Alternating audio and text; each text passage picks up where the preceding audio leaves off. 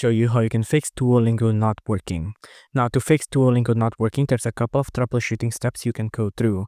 First off, if you go to the Duolingo app here and it's not working, you can try closing it and then reopening it, see if that works. So closing it like this and then reopening it like this, see if it's not working. If it's not working, then we can go through a couple of other steps.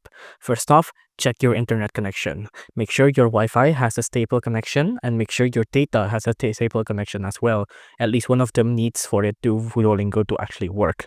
Now, if that doesn't work, then we're gonna do a couple of more troubleshooting steps. First off, let's ensure our device has enough storage. So on settings here, on settings you want to go to about phone if you're on Android, and then you want to go to storage and then make sure you have enough storage. You can see right now my storage is around 4 gigabytes available, so that should be more than sufficient. And then make sure you don't have any other apps running in the background. So for example, if I have App Finder here, I'm just gonna close that out and then see if it works.